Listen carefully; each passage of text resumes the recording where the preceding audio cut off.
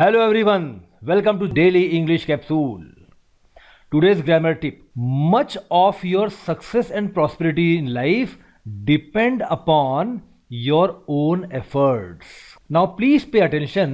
यहाँ पर बहुत कम स्ट्रक्चरल कॉम्प्लिकेशन है, केवल यहाँ आपको सब्जेक्ट वर्ब पर ध्यान देना है. Your success and prosperity in life. Success is uncountable, prosperity is also uncountable and much is also uncountable. और uncountable चीज़ों को singular treat किया जाता है.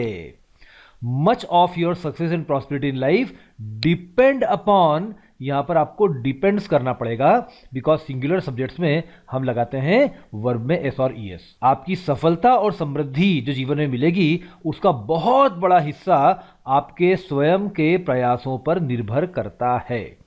अभी ऑब्जर्व करिए, depend is followed by upon. Depend upon is a phrasal verb. Depend के बाद हम लगाते हैं प्रीपोजिशन अपॉन. अब इसे रूल समझ लें जरा. देखिए, सब्जेक्ट वर्ब एग्रीमेंट को समझने के लिए बहुत इंपॉर्टेंट है कि हम देखें कि जितने सिंगुलर सब्जेक्ट्स हैं उनके बाद क्या लगेगा.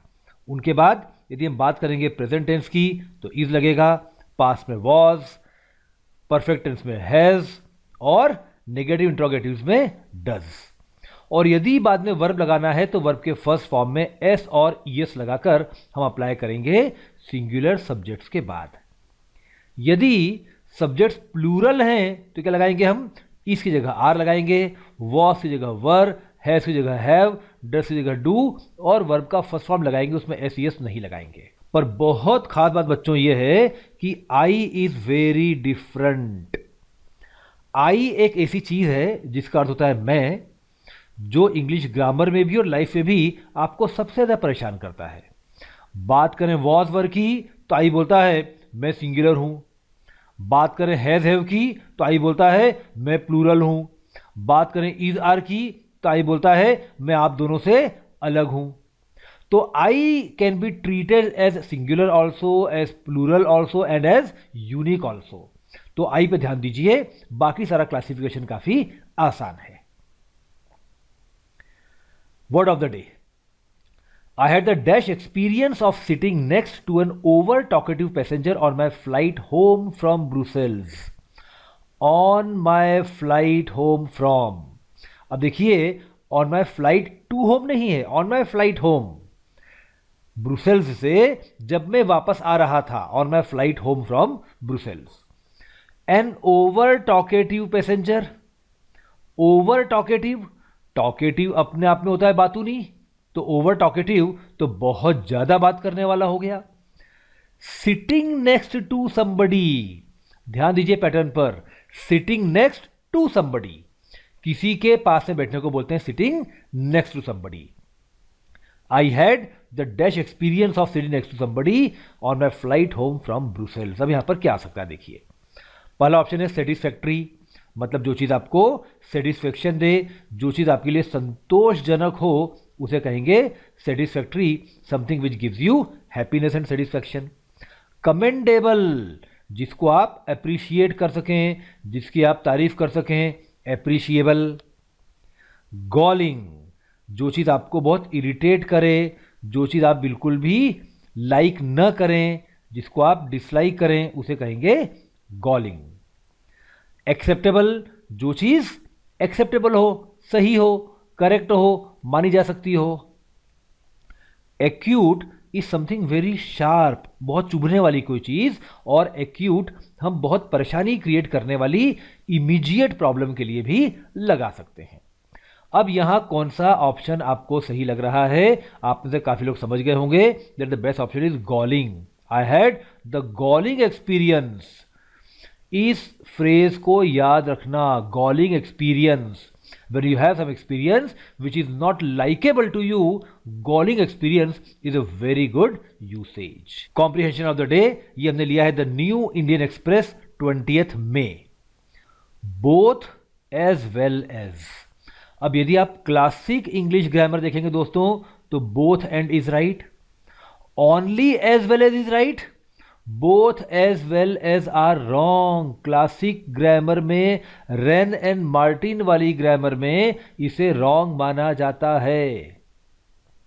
और यहां पर द न्यू इंडियन एक्सप्रेस के एडिटोरियल पेज पर एक बहुत ही रिस्पेक्टेड कॉलमिस्ट लिख रहे हैं, both environmentalist as well as well meaning economists. अब मेरे जैसा ग्रामर टीचर बोलेगा इसको हटाओ, यहां पर एंड लगाओ, या फिर इसको हटाओ और केवल एज वेल एज लगाओ। लेकिन अपने आप से सवाल करें, जब किसी चीज को बहुत पढ़े लिखे इंटेलेक्चुअल्स यूज करने लगते हैं तो धीरे धीरे वह चीज एक्सेप्टेबल होने लगती है। आज तो यह एक्सेप्टेबल नहीं है। यदि कंपटीशन में यह सेंटेंस आएगा तो आपको इसको गलत मानना पड़ेगा, पर हो सकता है कुछ सालों में यह भी एक्सेप्टेबल हो जाए। अगला फ्रेज देखिए, if the government would throw caution completely to the wind. अब देखिए, to throw something to the wind का मतलब होता है टू इग्नोर, किसी चीज को एकदम अनदेखा कर देना, उसकी बिल्कुल परवाह नहीं करना। क्या सरकार कॉशन को, सावधानी को, सतर्कता को पूरी तरह से इग्नोर कर देगी? यह देखना पड़ेगा। Make a mockery of its commitment. To make a mockery of something का मतलब होता है टू वॉयलेट ओपनली, खुले तौर पर किसी नियम कानून की परवाह नहीं करना, उसको तोड़ना।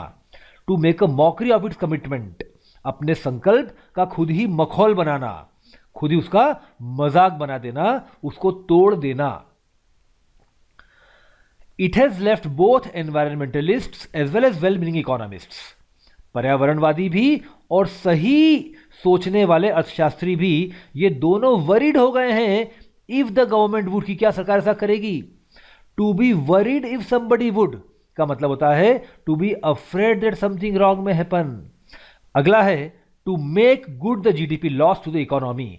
टू मेक गुड, अर्थव्यवस्था को जो जीडीपी का लॉस हुआ है उसकी भरपाई करना। टू मेक गुड समथिंग का मतलब होता है भरपाई करना किसी चीज की।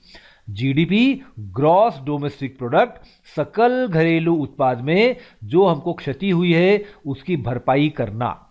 अब इन सबको मिलाकर समझते हैं। पर्यावरणवादी और सही सोचने वाले इकोनॉमिस्ट्स, ये दोनों ही बहुत चिंतित हो गए हैं कि कहीं सरकार अपनी सावधानी और सतर्कता को पूरी तरह से इग्नोर न कर दे। क्यों? जीडीपी में जो लॉस हुआ है अर्थव्यवस्था को, उसकी भरपाई करने के लिए। लॉस क्यों हुआ है? लंबे समय से चलने वाले लॉकडाउन के कारण जो लॉस हुआ है। और इस प्रकार से कहीं make a mockery of its commitment to the global community, वैश्विक समुदाय को जो आपने अपना वादा किया है उसका मजाक आप खुद न बना दें। ये डर हो रहा है पर्यावरणवादियों को और सही सोचने वाले इकोनॉमिस्ट को। अभी वेल मीनिंग वर्ड लगाकर ऑथर ने इकोनॉमिस्ट पर एक क्वेश्चन मार्क खड़ा किया है। ऑथर कह रहा है कि कई सारे इकोनॉमिस्ट वेल मीनिंग नहीं होते, जो केवल जीडीपी की ही बात करें वो वेल मीनिंग नहीं है, ऐसा लेखक यहां संकेत कर रहा है। राइट? चलिए, thank you very much dear friends. देखते रहिए हमारे साथ English for competitive exams, just 7 minutes daily to success. All the best.